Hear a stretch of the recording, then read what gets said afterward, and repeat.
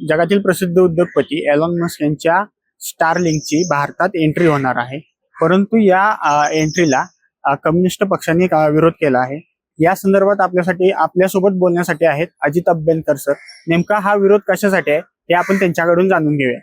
Sir, नेमका विरोध करण्यामागचं कारण काय? एलॉन मस्क यांची स्पेसएक्स नावाची जी कंपनी आहे त्यांचा स्टारलिंक हा प्रकल्प आहे आणि भारतामध्ये जिओ आणि एअरटेल यांच्या माध्यमातून भारत सरकारने त्यांना भारतामधली जी दूरसंचार म्हणजे आपल्या सॅटेलाइटच्या मार्फत दूरसंचार सेवा निर्माण करण्यासाठी म्हणजे डाटा असेल किंवा बाकी आपले मोबाईल असतील हे वापरण्याच्या संदर्भामध्ये परवानगी मान्यता ही त्यांना दिलेली आहे।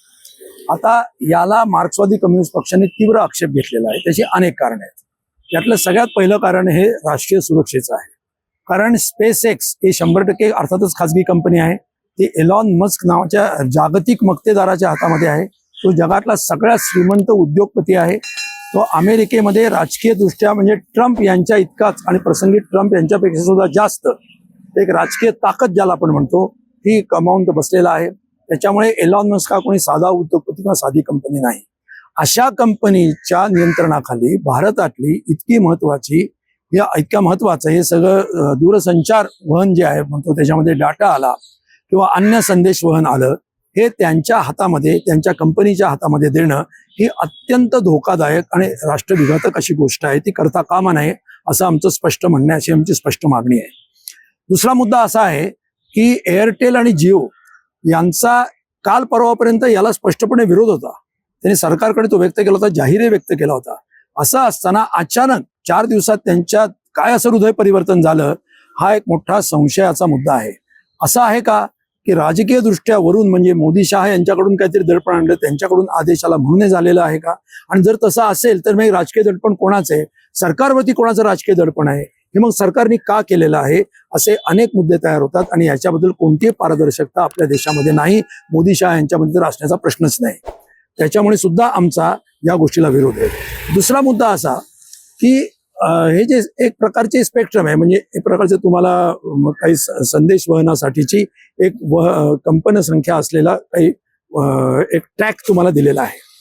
आता हा 2G वेळेला 2G 3G 4G 5G या वेळेला जेव्हा एक हाच मुद्दा तयार झालेला होता त्यावेळेला 2G विशेषतः त्यावेळेला राजा हे दूरसंचार मंत्री होते, त्यावेळेला हे स्पेक्ट्रम्स हे लिलाव पद्धतीनेच दिले पाहिजेत अशा प्रकारचा निर्णय घेतला गेलेला होता। सरकारी पातळीवरती त्याला न्यायालयाच्या निर्णयाचा सुद्धा आधार होता। त्याप्रमाणे नंतरचे जे स्पेक्ट्रम दिले गेले ते लिलावाच्या पद्धतीने दिले गेले। यावेळेला कुठलाही लिलाव वगैरे झालेला नाहीये, अत्यंत प्रशासकीय पद्धतीने हे सगळं झालेलं आहे आणि त्यामुळे सुद्धा ते हे आक्षेपार्ह आहे। तेव्हा या सगळ्या मुद्द्यांचा आणि अर्थात त्याच्यामध्ये मोठं आर्थिक नुकसान आहे, सुरक्षेचं डाटा सिक्युरिटीचा प्रश्न आहे आणि एकदा दिल्यानंतर ते परत मागे घेणं अशक्य आहे। अशा प्रकारची परिस्थिती आहे आणि म्हणून भारताच्या आणीबाणीच्या प्रसंगी ही संदेशवहन यंत्रणा ते बंद करू शकतात, भारताला अडचणीत आणू शकतात आणि भारताचा एक राजकीय ज्याला आपण म्हणतो वापर हा या संदेशवहनाची यंत्रणा आपल्या हातात ठेवून तो जणू काही ट्रिगर सारखा वापर करून त्याचा बंदुकीच्या भारताला ते नमवू शकतात। असे अनेक धोके याच्यातून निर्माण होतात आणि म्हणून या गोष्टीला आमचा विरोध आहे। आणि अर्थात त्याला पर्याय आहे का? अर्थातच पर्याय आहे।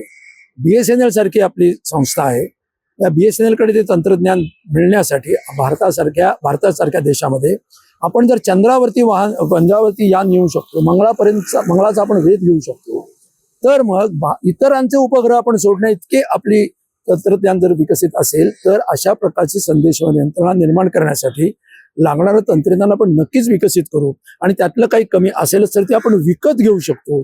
परंतु ही यंत्रणा दुसऱ्यांच्या हातामध्ये देणं हे अत्यंत धोकादायक आहे आणि म्हणून मार्क्सवादी कम्युनिस्ट पक्षाचा त्याला तीव्र असा विरोध आहे। सर, पण असा एक विषय आहे की BSNL सारखी जी आपली सरकारची कंपनी आहे त्याला सरकार कुठेतरी म्हणजे सक्षम करत नाही।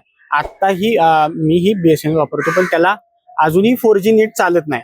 त्यामागे काय सरकारचा हेतू असेल? कारण सरकार एक प्रकारे त्या मोठ्या कंपनींना पोचतोय असं वाटते आणि त्यात आता स्टारलिंकने एंट्री केली।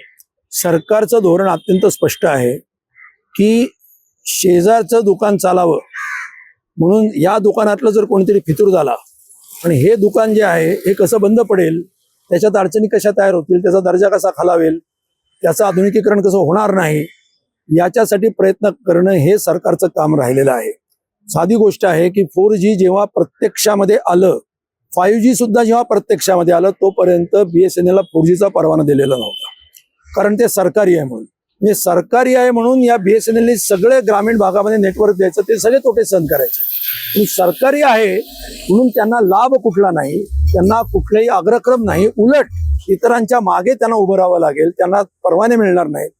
असे अनेक उदाहरण आहेत की जे परवाने इतरांना दिले गेले त्याच टर्म्सवरती BSNL ला मात्र परवाने नाकारले गेले. तेव्हा हे सरकारचं धोरण आहे की BSNL बंद पाडायची. त्यांच्या जमिनी ज्या आहेत, मुख्यतः अगदी शहरी भागामधल्या मोक्याच्या ठिकाणी जमिनी आहेत, त्या जमिनी खाजगी भूखंडांना द्यायच्या, भूखंड सम्राटांना द्यायच्या, यासाठी सरकारचे प्रयत्न आहेत. आणि स्टारलिंक सारखे प्रोजेक्ट, एलॉन मस्क सारख्या लोकांना खुश करायचं, यासाठी BSNLच्या विरोधामध्ये सरकार उभं आहे. त्याला आमचा सुद्धा विरोध आहे. पण सर, असं आहे की अमेझॉन सारख्या दुर्गम भागात सुद्धा स्टारलिंकचं नेट पोहोचते. जर भारतात आलं तर ते चांगल्यासाठीच आहे ना, त्यात विरोध कशासाठी? असं आहे की काय देते हे आपण विकसित करू शकतो, पहिला मुद्दा असा, हे अशक्य नाहीये. आणि दुसरा मुद्दा असा की कोण देते हे सुद्धा महत्वाचं आहे ना. जर तुम्ही शेजारच्या घरातल्या दुधावरती जर तुमच्या मुलाला अवलंबून ठेवणार असाल तर तो कधी ते दूध बंद करू शकतो. तुमच्या घरातलं दुधाचं प्रोडक्शन तुम्ही बंद करून तुमच्या मुलाचं दूध, अन्न जर तुम्ही शेजारच्या अवलंबून ठेवणार असाल की जो माजोरी आहे, मुजोर आहे, आक्रमक आहे, असा त्याचा इतिहास आहे. याच अमेरिकेने लक्षात घ्या, ज्या वेळेला भारताने बांगलादेश मुक्तीच्या वेळेला भूमिका घेतली, त्यावेळेला भारताला क्रूड ऑइल कसं मिळणार नाही यासाठी ज्या वेळेला परदेशी कंपन्या ज्या होत्या, बर्मा शेल आणि कॅल्टेक्स, यांच्यावरती डायरेक्ट दडपण आणलं होतं आणि त्यांनी तशी भूमिका घेतली होती. म्हणून इंदिरा गांधींनी 1973 मध्ये त्या कंपन्यांचं राष्ट्रीयकरण केलं, लक्षात घ्या. आणि HP आणि BPCL आणि HPCL कंपन्या तयार झाल्या, ते त्याच्यामधून तयार झाल्या. हा इतिहास आता वेगळ्या क्षेत्रामध्ये आपण उलटवतो, हे अत्यंत वाईट आहे. म्हणजे आपला तंत्रज्ञानाला विकास नाही, पण एखाद्या अधिकारशाहीला आणि डाटा सुरक्षेला आहे. डाटा सुरक्षेसाठी याला विरोध आहे. तंत्रज्ञान आणण्याला विरोध नाहीये. तंत्रज्ञान आपण विकसित करू शकतो आणि जर गरज पडली तर ते विकतही घ्यावं, पैसे देऊन विकत घ्यावं, पण ते आपलं असावं. दुसऱ्यांच्या हातामध्ये त्याची नियंत्रण देऊ नये. ओके, आपली पुढचं पाऊल काय असणार आहे? आपण नेमकं काय करणार आहे? आता मार्क्सवादी कम्युनिस्ट पक्षाची रस्त्यावरची राजकीय ताकद आहे तीच याच्यामध्ये, किंवा डाव्या पक्षांची, कामगार वर्गाची, ही याच्यामध्ये उतरवणं, याच्याशिवाय दुसरा कुठचाच पर्याय नाही. भारत संसदेमध्ये असेल आपल्या ताकदीप्रमाणे, किंवा विरोधी पक्षांची एकजूट करून याला नक्कीच आम्ही विरोध करू, निदर्शनं या माध्यमातून विरोध करू. आणि 9 जुलैला जो कामगारांचा अतिशय मोठा व्यापक असा संप होणार आहे, त्याच्यामधून सुद्धा याच्याबद्दलची एक मागणी लोकप्रिय करून ती सुद्धा सरकारपर्यंत त्या माध्यमातून पोहोचवण्याचा आम्ही निश्चितपणे प्रयत्न करू. थँक्यू.